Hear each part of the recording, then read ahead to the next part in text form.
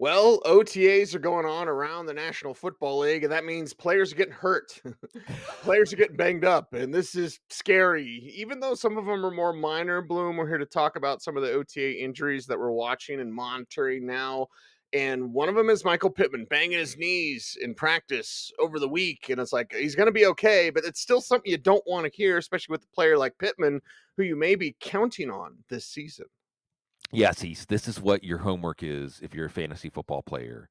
Eh, you should be opening up a little file for each one of these players we mentioned, and with a little note about the nature of this, because we're not taking any action based on any of this, but we are opening up the possibility that this could become important later on, whatever it is. And it's players that are getting hurt in OTAs, players that are hurt going into OTAs, players that are recovering from surgery going into OTAs. So we're getting data about where they are in their recovery.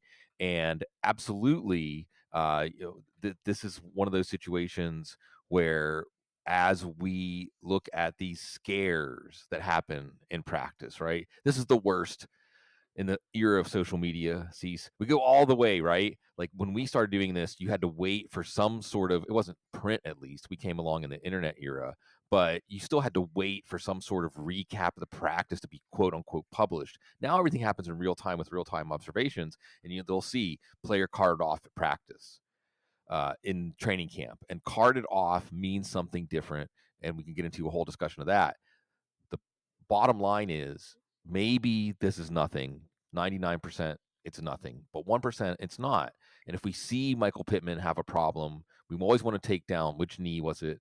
If we see he has a problem come training camp or later on in OTAs, then we're adding to this file. And see, often when a player disappoints and the story is told after the fact. Why did a player disappoint in a particular year? It's like he never felt right. He had this Right. issue come up before the season, and he never really felt right. And only in the following off season, it's like juju, right? Do they say, "Well, now I feel like myself"? So Michael Pittman probably feels like himself, but just pay attention. Yeah, 99% the Pittman thing's a nothing burger, but there is that other chance, and it's something that you just don't want to see. The Deshaun Watson thing we already knew about, of course, with the shoulder surgery, but now they're saying every other day, Kevin Stefanski says Deshaun Watson will throw, and it's curious, Bloom. I'll leave my tinfoil hat for another show, Mm, but it's curious mm. that the day that the media is there, he does not throw. That's interesting to me. It is. It is. It is. Cease. Hmm. I'm gonna. I'm gonna cheat when I ask you this question, Cease. Okay. I'm cheating. I shouldn't do this. I shouldn't do what I'm about to do, but I'm going to do it anyway. Does the name Tiger Woods belong in the discussion about Deshaun Watson? 1000%. Right? Because it's mental and physical. I think at this point. I mean, there's the shoulder surgery. Absolutely is a physical thing, and the Cleveland era for the Deshaun Watson era for Cleveland has not gone as planned. You want to tell yourself a story that it's the physical, it's the layoff, it's not something, some edge or something that some place he can't get back to because of everything he's been through, not just physically, not just changing teams, not just having a layoff of football, to why he had a layoff of football.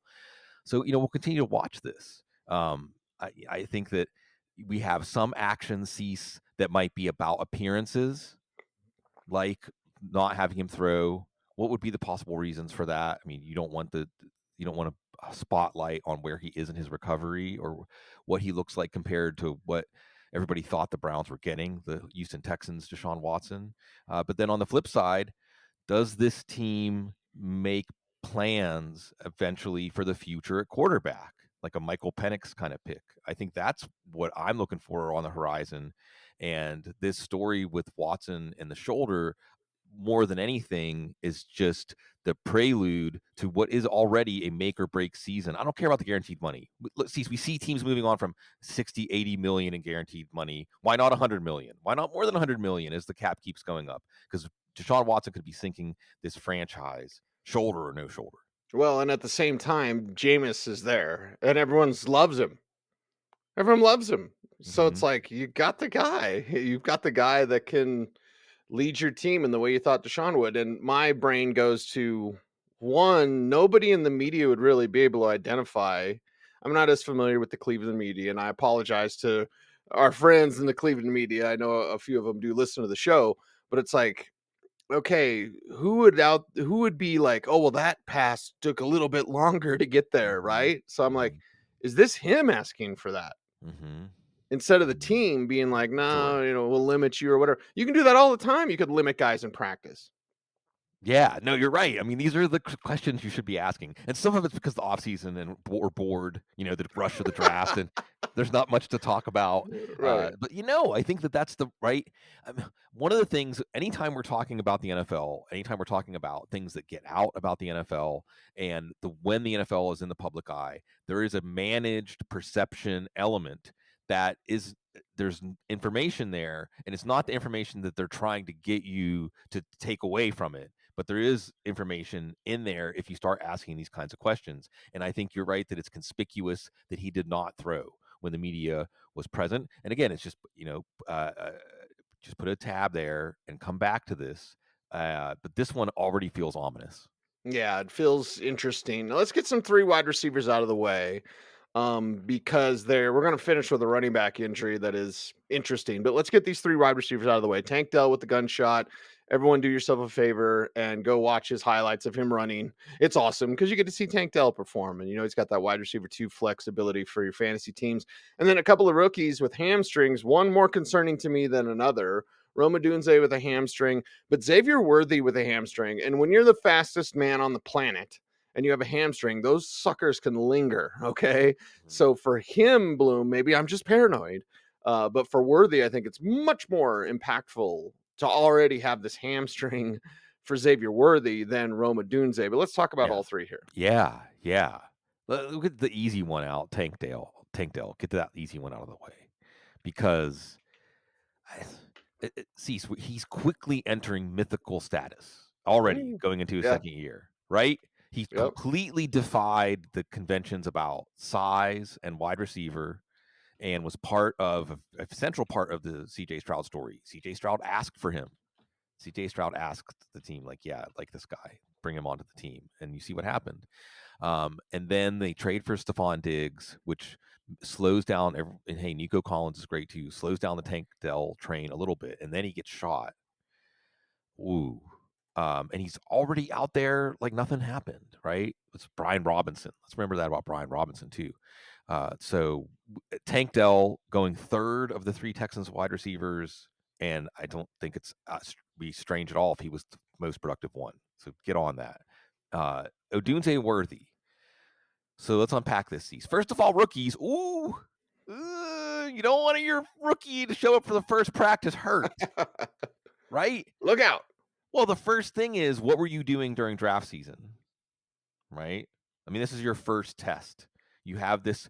You you're now entering the professional part of your career, and yeah, you're training for the combine or whatever. But I guess a lot of these higher draft picks don't really have to do that. Even a lot of them didn't test.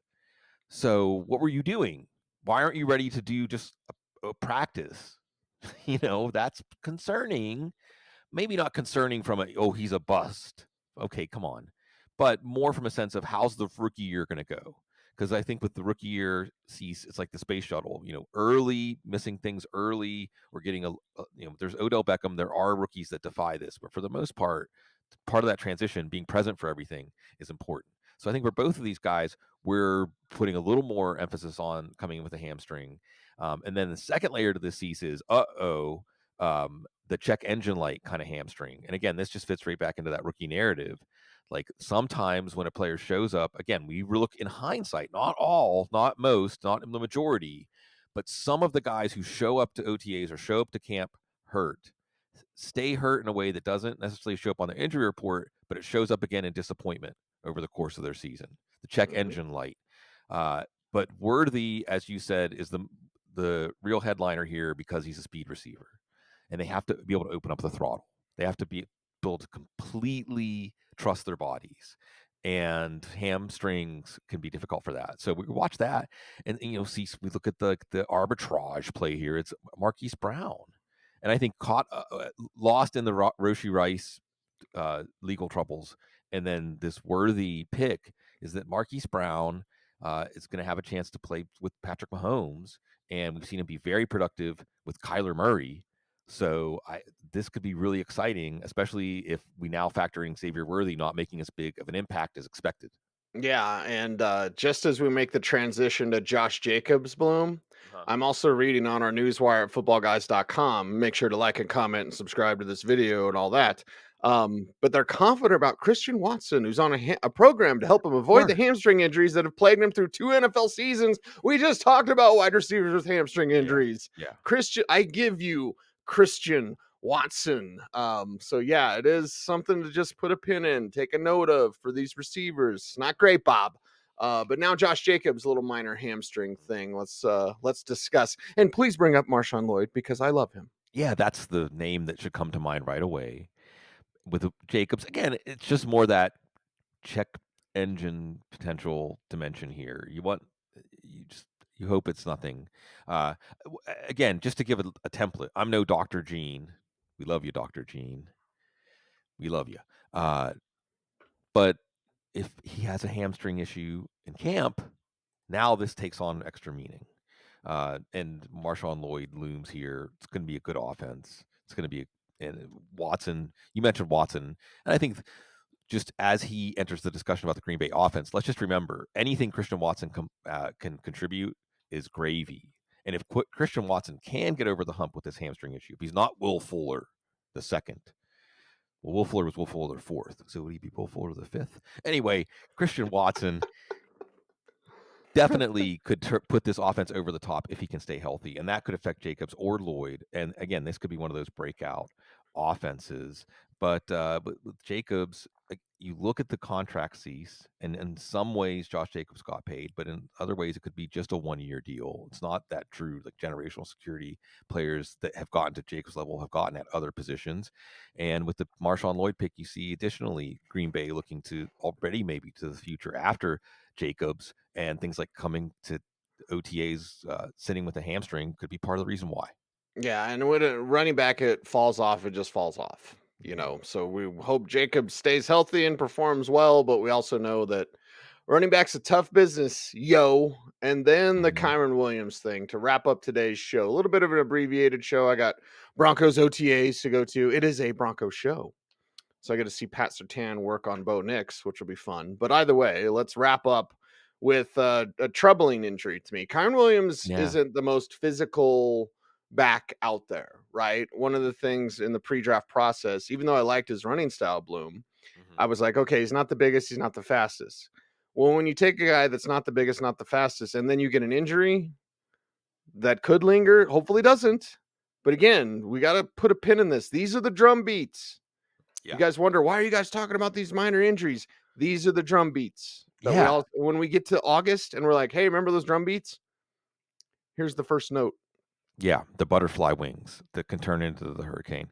And I think this gives us an opportunity. Again, we're always recontextualizing as we go through life, as we go through football. Now that Blake Corum pick, I mean, Sean McVay says like this, he's just like Kyren, just interchangeable, you know.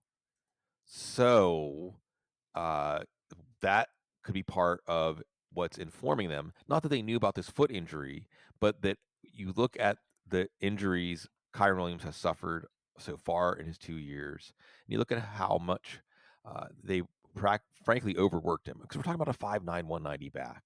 I mean, I don't care. Mhm, I mean, there was even limits to like work done, like the heart of a warrior and a champion. If you're a smaller back, you're not going to get to 350, 400 touches. You shouldn't. You shouldn't be giving these guys 25 touches in a game. And the Rams were doing that. Now you have this foot issue. Number one, which foot? Please. I think it's the right foot that he broke. It's part of the reason that Kyren Williams snuck up on everyone last year was he broke his foot as a rookie, and we didn't really hear much from him. mhm, Sure, you heard the team loves him. How many rookies draft picks do we hear that about? You can't act on that. So he snuck up on us because of this foot. If it's the same foot, I'm concerned. And then you have Sean McVay. It's nothing.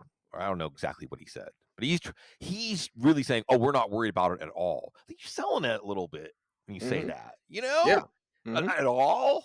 I don't know. So you're watching this, and absolutely, Cease, this is the headliner for actionable fantasy football because you look at Kyren Williams dropping from a late first, early second round pick. Then the Corum pick happens. Now he's like a early third round pick, like falling to around like 25 or so, maybe even further now to 30 with this news. And it's one of those falling knives, not a value. And maybe Blake Corum is, again, what's the other theme that keeps coming up in this show? Sees rookie running backs.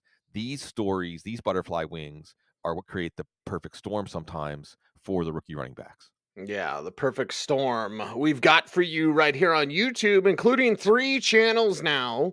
The Audible, which you're watching now, thank you. And about 50% of our viewers are not subscribed, so please help out the channel and subscribe to this show. Subscribe to the Football Guys Fantasy Football channel. Subscribe to the Football Guys Dynasty channel. And Bloom, Yeah. spoiler alert, you're going to Yeah. be on with the Dynasty guys. Yeah, it's awesome. The Football Guys has so much passion, and we have a good time. And I always love to spend time on any of our channels. But yeah, if you are watching right now, you want to do us a favor. We try not to ask for much. Maybe subscribe to the channel. Certainly help us out. Yeah, that'll help us out too. Like, comment, share, subscribe, hit the notification bell so that you never miss a vid. He is Sigmund Bloom. You follow him on Twitter at Sigmund Bloom. I'm at Cecil Lammey. The show's at the Audible saying thanks. Stay tuned. And would you please stay frosty?